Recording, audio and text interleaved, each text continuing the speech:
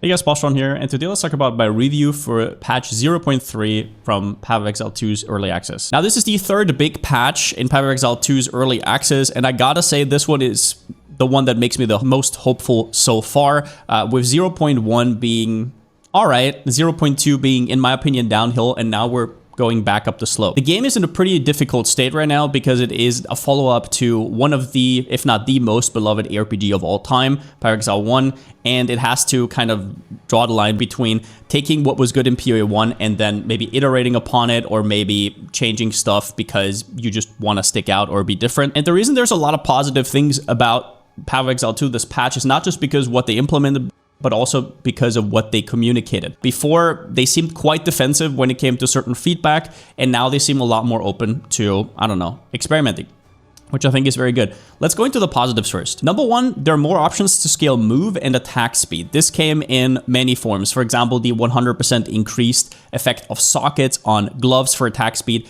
and on boots for move speed. You have the onslaught on kill on weapon, which you can guarantee with essences, and you have just more movement speed options on the tree overall. Biggest shout out to the momentum notable and the whole area with like a ton of movement speed between warrior and mercenary. And on top of that, you can now get a 100% reduced effect of movement speed penalty on the tree plus gear, which we're going to get into once we hit the negatives again. But overall, this made the game feel a lot smoother. Now, I said this in my last review. I don't necessarily think that movement speed is just the issue. I think it is always an issue of how fast you feel versus how big the areas are. So yeah, layouts will also get to talk to that. But yeah, overall, this was a good change.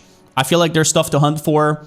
Expensive runes that can make your character feel better. I always think it's good if itemization doesn't just slap more damage or more life on, but you can actually feel your upgrades. They've also added a lot more crafting currencies, the biggest ones probably being greater and perfect of whatever currency you can have. For example, greater exalt, perfect exalt, transmutes, regals, whatever you want.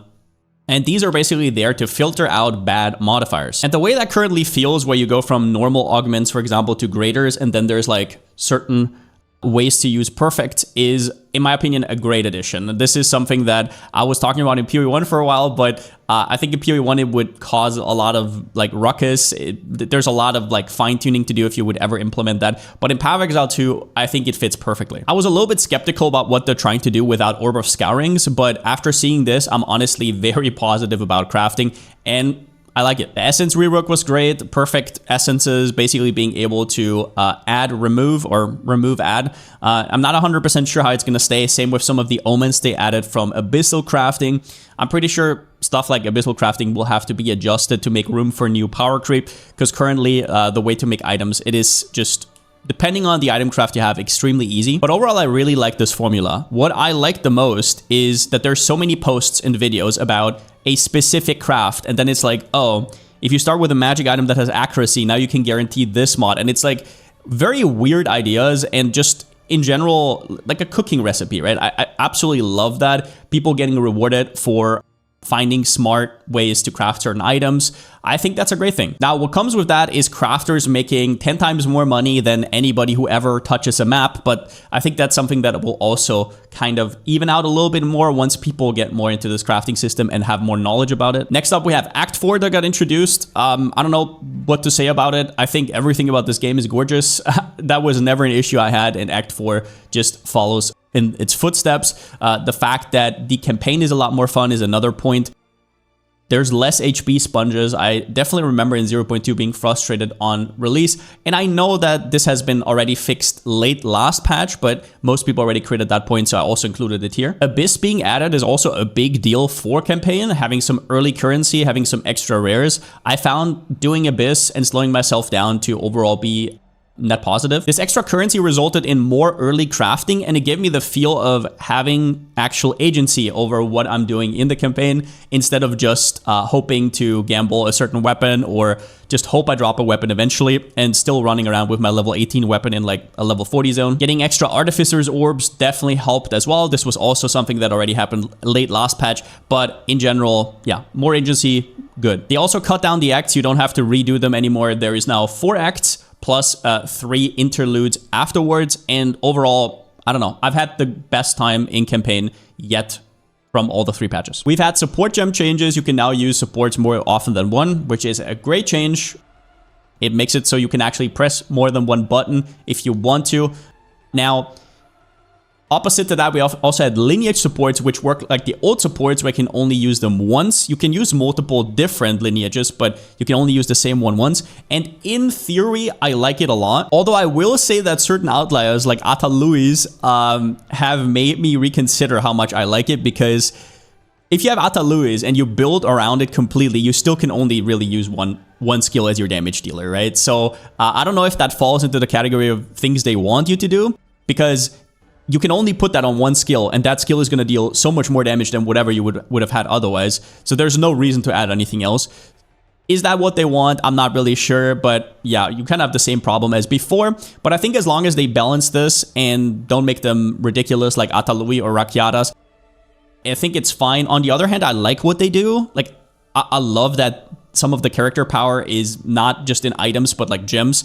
So we'll see where they draw the line there. They introduced instant trading and in-game trading, and I haven't used in-game trading too much, mostly because I like to save my searches, and that is currently not really a thing, which I found a little bit annoying, but otherwise it is smooth. Like, once they put some of the functionality of some of the browser extensions in there, this is gonna be a no-brainer. Absolutely fantastic. But I will also say that I don't really mind having it on a different screen, right? So for me, it's like, I want to do stuff in game while also having the flexibility. So while I think that's great, the biggest draw here is the instant trading. But instant trading is a game changer. And I know there are certain problems that come attached to it, which they will figure out over time.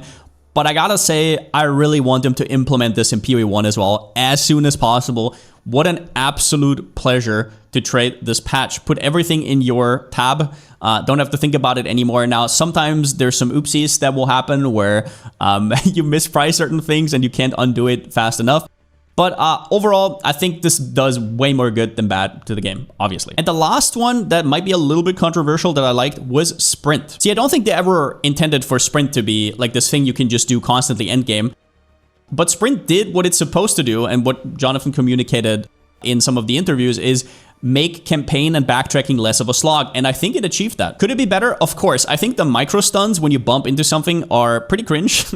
I don't know why those are there, but other than that, I feel good if I sprint and I have good timing. I think it is kind of nicely weaved into dodge roll. I also appreciate that it is weaved into dodge roll because it means I don't have to press another button.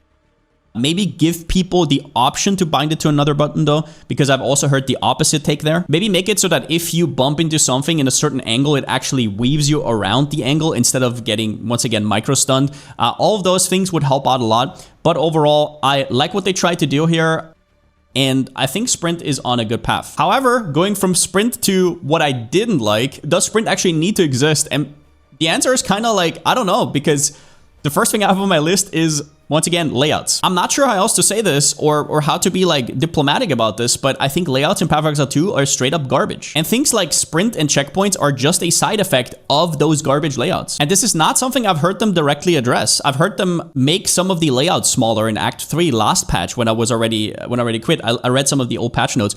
But other than that, like, I'm not really sure. I guess they're going for like a more epic approach where every layout is like huge. They also made it so you can see every single rare on the minimap, which is another side effect of having bad layouts, having huge layouts. And I don't know if the payoff is worth it. I gotta tell you, I personally, maybe it's just because I'm not used to it, but I will say it again and again, it doesn't feel right to me. Number 2, performance and servers. The performance was terrible for me. Servers were ups and downs. The servers were already bad last patch in EU, obviously, but yeah, performance made it even worse because even if I could play, certain skills were definitely not up to par, and especially fire-ish effects, like for example, mortar cannon or explosive shot. And I played explosive shot in season 1, so I feel like I have a good comparison to that. My performance was perfectly fine in season 1, so I'm not really sure what happened there. I hope they figure it out. Server issues, well, I mean, it is what it is. Number 3, skill balance. And I know that the game is in early access, and I personally don't think they have to perfectly balance every patch, because whenever they add a new class and stuff like that, and new weapon type, everything's gonna shuffle around. So putting too much time into this is actually counterproductive, I think, and I understand.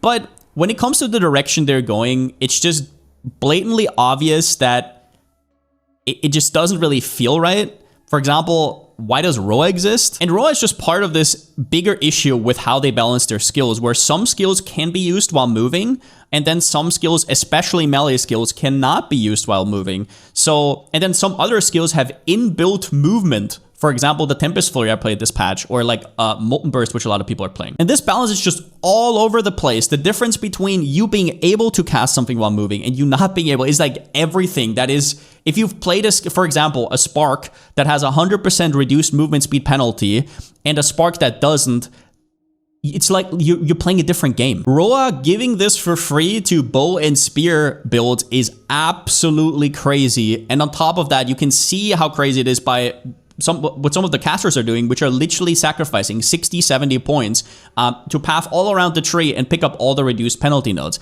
Now, I'm sure this is also an issue of there's not really super hard content in the game right now, so they can actually do that. But on the other hand, you gotta ask if it's like, it's just all over the place. And I guess this segues well into the passive tree, which right now is a little bit of a mess and kind of like a work in progress, I understand.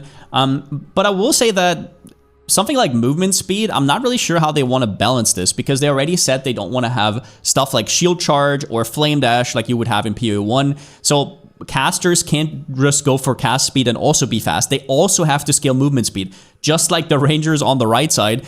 And they can't. They also don't want to take emeralds for 2% movement speed because the rest of the mods are attack based. So it's just a weird dynamic. Something that has been fixed in PoE 1 quite a bit is now up in the air again, and we have a weird situation that the passive tree is definitely part of that. The passive tree also seems to be lacking versus how strong itemization is. And what that means is that your intrinsic power level is pretty low, and gear overall is very important. And if you know what you're doing, you're gonna be like 10 times as strong as somebody who doesn't. And I don't know where the right balance here is, but it is definitely way, way, way more important to have good gear than, for example, in PoE 1. And the reason this hasn't been an issue this patch for some people is because crafting is very easy. Like, you can craft items for like 1 to 2 divines that last patch would have cost like 50 plus. But once that goes away, and if that ever goes away, you'll feel the hurt. And this extends to ascendancies, which right now don't really feel all that unique. That's an issue, but they also don't feel that powerful. There's usually like 1 or 2 ascendancies that you want to take, and then you're like, what else do I take? Obviously, if you're Deadeye, you don't know what I'm talking about, but yeah. And the last issue with the passive tree is that there is no life nodes. And I know what you can say. You say, Pal, Jonathan clearly said he doesn't want life nodes because otherwise you just have to go from life node to life node to life node, and they don't want that. Well, that's interesting because that's what every other build does. If you're energy shield, you're going from energy shield node to energy shield node to energy shield node. So I'm just questioning why life can't do that. And you could say, oh, life intrinsically gets like stun threshold, ailment threshold, and all of those things. But guess what? So does CI, right? Like, with 1 cluster of the stun and ailment threshold, you're gonna get way more stun or ailment threshold than a life build could ever get. Life versus energy shield is an issue, and it starts at the passive tree. This is not like an overarching issue. It starts literally at the passive tree. If you're a warrior on the bottom side, now I will say this, armor is a lot more competitive this patch because they doubled all the numbers on the armor applies to elemental damage nodes right before the patch notes. So they have responded to that. A lot of people who said armor is going to be bad before kind of were pleasantly surprised by that. So they did take the feedback, but you can't just scale armor nodes and then expect to like survive versus, for example, a dot or any big hit. Armor is on the right path, but not being able to even take like a little bit of life is an issue. Armor also doesn't do anything against chaos damage, and life still needs to be scaled in some form because if you are right side and you're evasion based, you will always go up to energy shield. It's just pretty damn obvious. And if you have to go down and go life based, that just feels incredibly bad. Now, one of the solutions here would maybe be to rework deflection, which is something they added this patch, right? This other layer where if you deflect an attack, you take 40% less damage. But you can't even reach 100%, so it's just another RNG layer on top of evasion, which is awkward. They said you can reach 100%. I don't know exactly what happened there. You definitely cannot, even with hundreds and hundreds of thousands of deflection. What they could maybe do is attach deflection to only life-based builds in some way and make that kind of like a balancing factor with evasion energy shield versus evasion life. I'm not really sure, but I don't think adding another RNG layer is the right way to go for deflection. Now, a lot of the last points revolved around speed and how some builds can access it and some builds can't. And this all feeds into my next point, which is content right now rewards speed too much. In Path of Exile 1, you have a lot of things that you can do, a lot of content you can do while standing still or while not being the fastest. It is kind of limited to how fast it is. For example, Ultimatum in PoE 1 or Tier 17s in PoE 1. Certain activities kind of where you have to go along and you can't just infinitely be fast. In PoE 1, a lot of people are taking this completely out of context, especially people who have never played PoE 1. They're like, oh, it's just about getting the fastest character. If that was true, everybody would be running heist runners in PoE 1, and that's just not the truth. Power matters. It just depends on what you want to farm. And I think this has a lot to do with there just not being that much endgame content right now, I understand. But I would wish that if they added more content, maybe it wouldn't just reward speed again and again and again. A lot of the problems we have currently also with the passive tree, also with skill balance, not being able to move well, all of this has to do with getting rewarded by being extremely fast. There should be more rewards for characters that are just intrinsically powerful and decently fast. It also feeds into my next point, which is endgame, and I will not stay on this for too long because they have said that 0.4 next patch is going to be all about endgame and is going to be an endgame revamp. For me personally, I don't have any love for anything that's currently going on in endgame. I enjoy right now, I enjoy theory crafting a lot. I enjoy thinking about builds. And then once I settle all my builds, I go through the campaign, I get to endgame, and all of a sudden, my will to play is completely gone. If we're talking just the Atlas and the mapping system right now, there's nothing I like about it. I like breaches, I like abysses, I like how the game feels, but the cohesion in there, like the progression and everything, I don't like anything about it. But I already talked about this quite a bit in my last review, so I'm not gonna... They said they're gonna change it, so I'm really hopeful for what they're gonna do. Currently, I don't like the towers. I don't like how you don't have any agency over where you're going, over what you're doing. I never know where I am, so maybe a top-down view, right? Like all of those things. My gut tells me that the current system should be like, you know, just discard it completely and start from scratch. But then again, I'm not a dev, right? So we'll see what they come up with next patch. And I'll throw a few small points here in at the end. I think ailments in PoE 2 right now have no real identity. They're just like more multipliers because they scale off of your hit. It's kind of awkward. If you say your poison build, it's like, oh, so your poison is like half of your damage. It's like, it's a little bit awkward. I don't know how they're going to fix this, but I like how ailments are done in PoE 1. It is what it is. Blood Mage right now is kind of weird. They're like very thematic with things usually, but then again, Fizz spells have the highest crit, so having the 15 crit node is super awkward because actually you made it GG for elemental casters.